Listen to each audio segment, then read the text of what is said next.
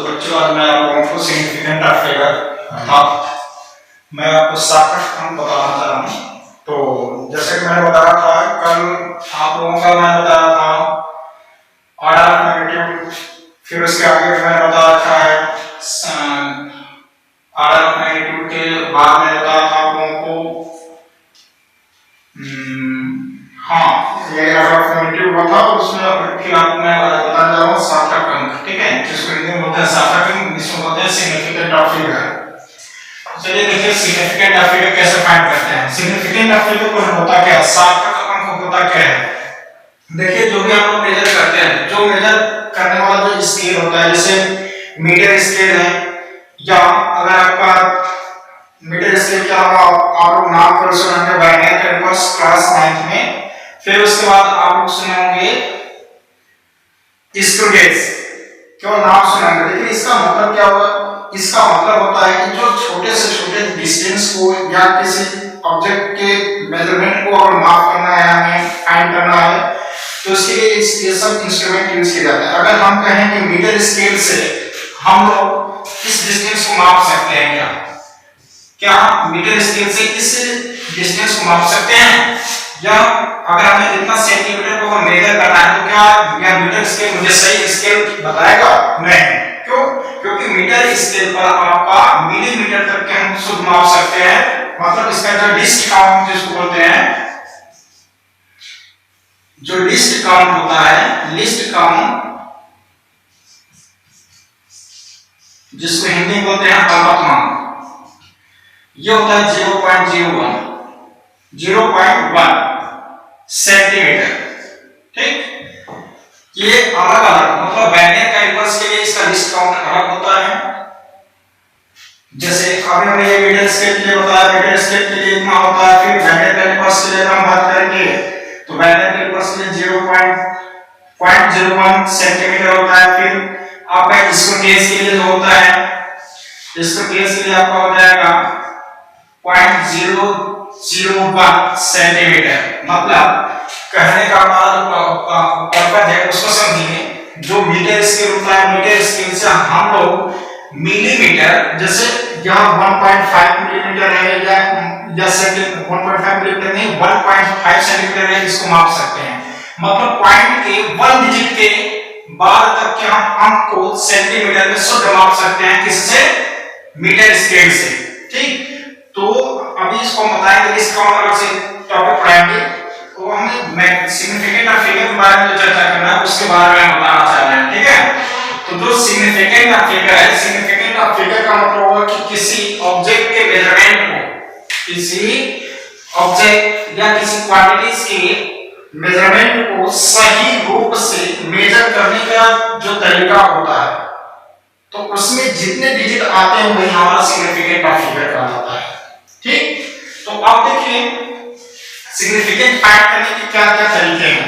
तो पहला है कि किसी नंबर में हम लिखेंगे नहीं, बस बोल रहे हैं तो कि आप समझ सकते हैं, किसी नंबर में आए हुए सभी नॉन जीरोस नंबर, मतलब जो जीरो नहीं होते हैं, शून्य को छोड़कर की बात कर रहे हैं, तो किसी क्वांटिटी के मेजर में आए हुए सभी नॉन जीरोस नंबर अर्थात अशून्य अंक आपके सार्थक अंक में लिए जाते हैं। जैसे मान लीजिए कोई ऑब्जेक्ट है जिसमें लिखा है 134 या 30 मीटर, या कुछ बस ऐसे लिख दिया, यहां पर 5 लिख दिया, तो इसमें सिग्निफिकेंट ऑफ फिगर कितने होंगे?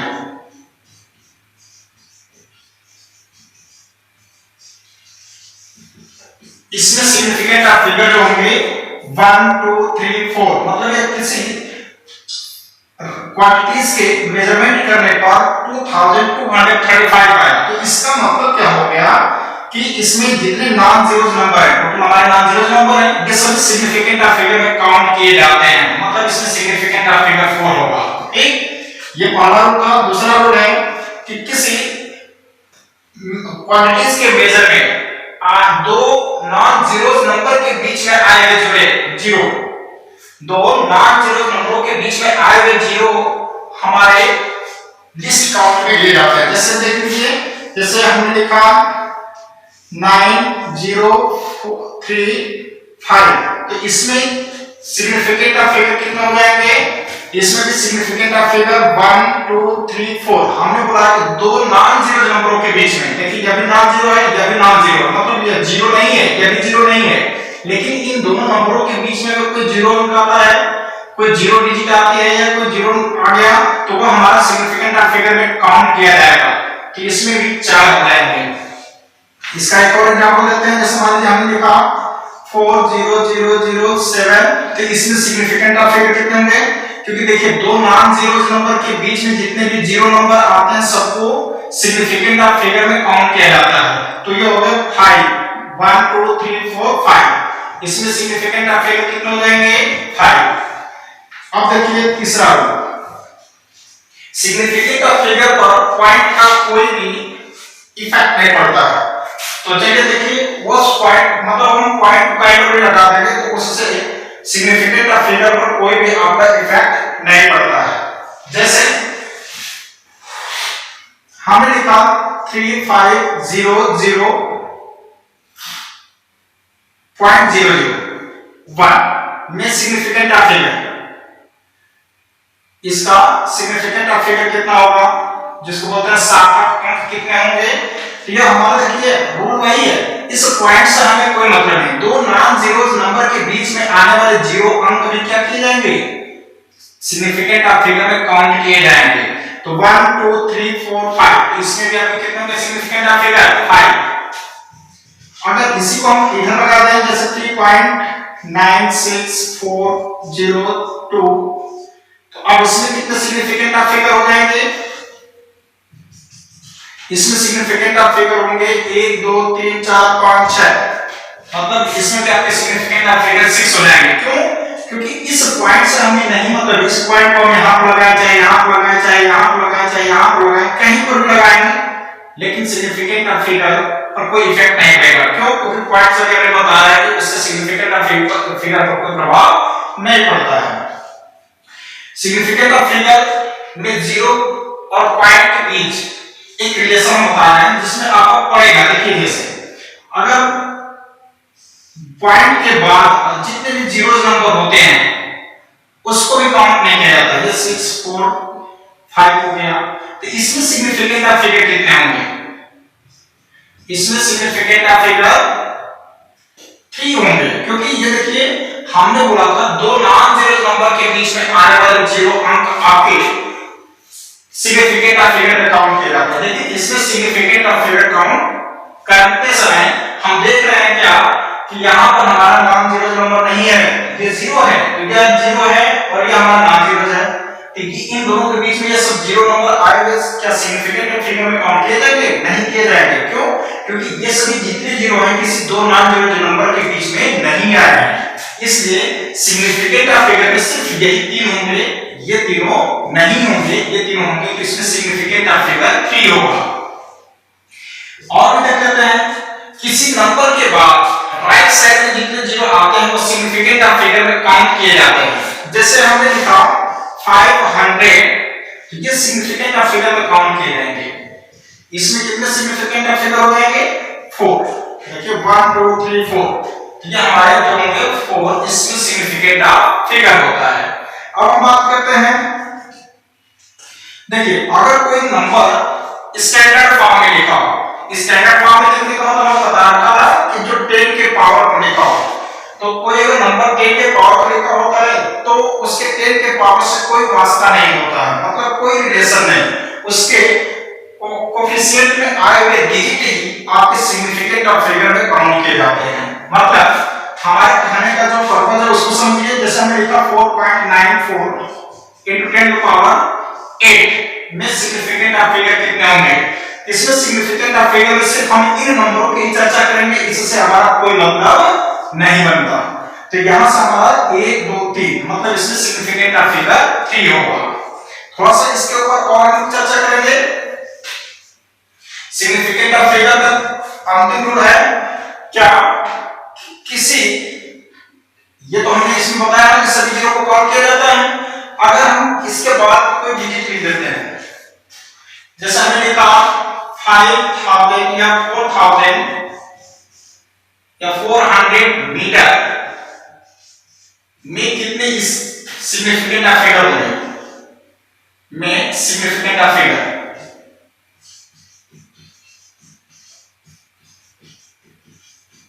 तो वही होगा 1 2 3, तो इसमें भी आपके 3 होंगे। ठीक, इस तरीके से काउंट कर सकते हैं 1 2 3 4 5 6 7, 7 रो मैंने बताया, 7 रो को आपको एक बार कॉपी से आपको इस बार जो हमने बोला उसको नोट करिएगा, फिर उसको आप पढ़िएगा, फिर समझ में आ जाएगा।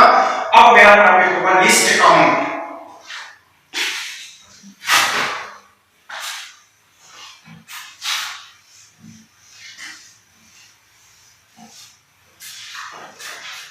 फिर उसके बाद लिस्ट काउंट के बाद मैं आपको बताऊंगा मतलब एरर बताएंगे। तो अब यहां से इंटर का कोर्स शुरू हो जाएगा 11 का। मेरा टॉपिक है अल्पतमांक, हिंदी में बोलते हैं।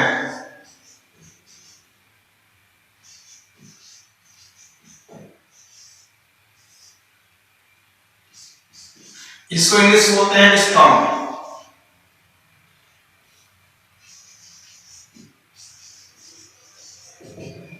मतलब यह किसी मेजरमेंट करने वाले इंस्ट्रूमेंट का, मतलब यह मापने वाले किसी भी इंस्ट्रूमेंट का मतलब क्या, जैसे मीटर स्केल से मापते हैं, या वैलिड कैलिपर्स का भी हमने नाम लिया, फिर स्क्रू गेज का नाम लिया। तो सबकी एक कैपेसिटी होती है, मतलब सबकी एक लिमिटेशन होती है कि वह इतने तक शुद्ध माप सकता है। प्योरिटी उसकी यहां तक है कि वह यहां तक के माप को शुद्ध बता सकता है। जैसे अगर हम बात करें जो स्क्रू गेज होता है, स्क्रू गेज जो होता है वह मिलीमीटर में भी, मतलब उसका जो एक स्क्रू अगर हम मूव कराते तो वह 1 मिलीमीटर के डिस्टेंस को कवर करता है।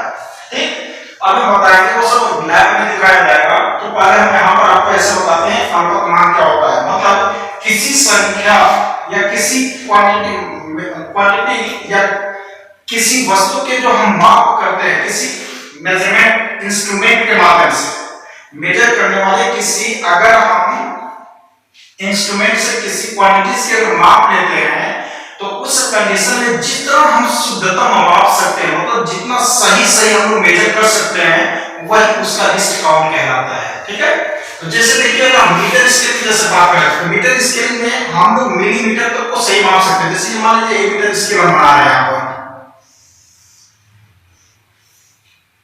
ठीक है, हमारा जो एक छोटा वाला 15 सेंटीमीटर का होता है, उस पर छोटे-छोटे जो पार्ट बने होते हैं, छोटे-छोटे लाइनें होती हैं, वो मिलीमीटर को रिप्रेजेंट करती हैं, और जो बड़ी वाली होती है वो आपका सेंटीमीटर को। तो ये 0 हो जाएगा, यहाँ पर 1 कर देते हैं, यहाँ पर छोटा हो जाएगा जरा, इसमें 10 ऐसे होते हैं, 1 सेंटीमीटर, 2 सेंटीमीटर, ऐसे करते करते रहता है सर। ये हो गया 3 सेंटीमीटर,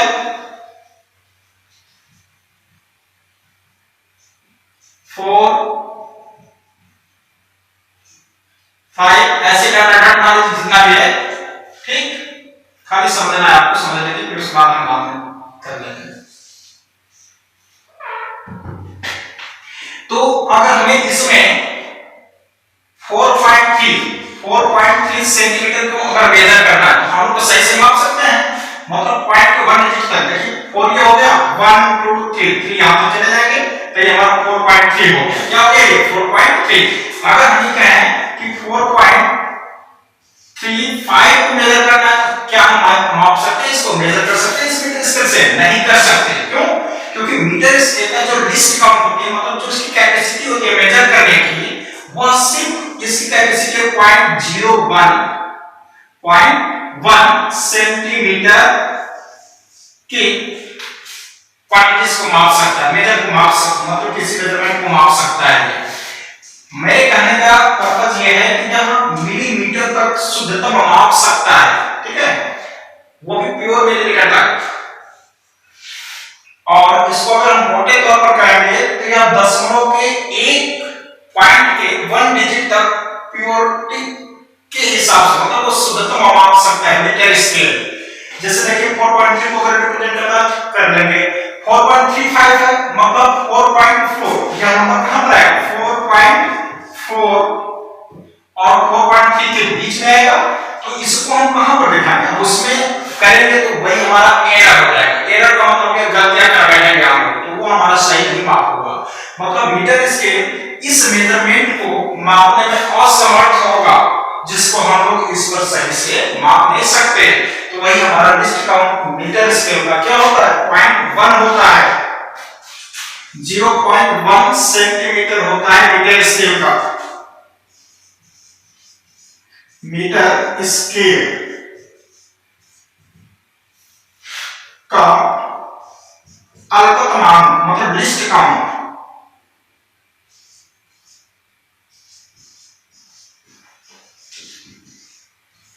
यहां पर आधा रहेगा, ठीक है। अल्पतमांक ये होता है 0.1 सेंटीमीटर। ये एग्जाम पूछे जाते हैं कि मीटर स्केल का, इसका न्यूमेरिकल रहेगा मीटर स्केल का लिस्ट काउंट कितना होता है, तो क्या बताएंगे 0.1 सेंटीमीटर। ठीक, आप देखिए हम बात करते हैं इसी तरीके से बाइनरी कैलिपर्स होता है।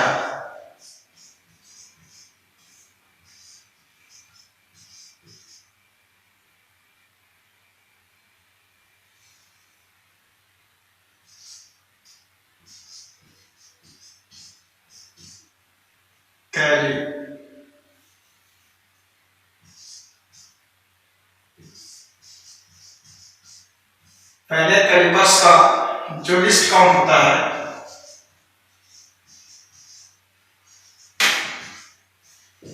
ये 0.01 सेंटीमीटर तक मेजर कर सकता है। मतलब अगर हमें इस मेजरमेंट को मापना होगा तो हमें बाइनरी कैलिपर्स का यूज करना होगा, क्योंकि वह 0.2 डिजिट तक मेजर कर सकता है, सही से मेजर कर सकता है। कौन, बाइनरी कैलिपर्स। एक स्क्रू गेज मतलब एक तरीके से स्केल ये है। अब देखिए एक आता है स्क्रू गेज।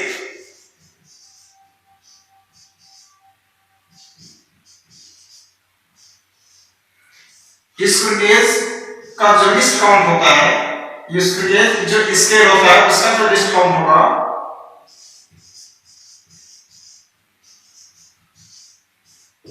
इसका 0.001 सेंटीमीटर होता है। मतलब समझ रहे हैं कि पॉइंट के 3 डिजिट तक, पॉइंट के 3 डिजिट तक के किसी भी क्वांटिटीज के मेजर को सही माप सकता है। कौन, स्क्रू गेज। मतलब अगर हमें इससे मान लीजिए हमें 9.354 इसको मेजर करना होगा, तो इसको हम किस स्केल का यूज करेंगे इसको मेजर करने के लिए, स्क्रू गेज का।